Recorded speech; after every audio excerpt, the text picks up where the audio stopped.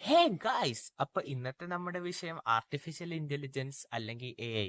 നമ്മുടെ നാട്ടിൽ A I വന്നുകൊണ്ട് ഒരുപാട് ഗുണങ്ങളും അതുപോലെ തന്നെ ദോഷങ്ങളും ഉണ്ട്. ആദ്യം തന്നെ നമുക്ക് ഗുണങ്ങൾ എന്തൊക്കെയാണെന്ന് പറയാം. എ ഐ ഏറ്റവും കൂടുതൽ ഉപകാരപ്പെടുന്നത് ബിസിനസ് മേഖലകളെ അതുപോലെ തന്നെ കൊമേഴ്ഷ്യൽ മേഖലകളെയാണ്.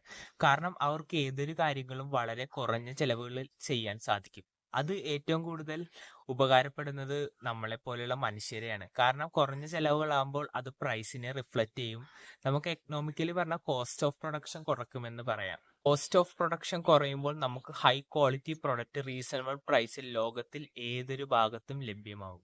അതുകൊണ്ട് തന്നെ സാധാരണക്കാരനെന്നോ പണക്കാരനെന്നോ വേർതിരിവില്ലാതെ നമ്മുടെ ജീവിത നിലവാരം ഉയർത്താൻ സാധിക്കും. എ ഐ കൊണ്ട് ഗുണങ്ങൾ മാത്രമല്ല അതുപോലെ തന്നെ ദോഷങ്ങളുമുണ്ട്.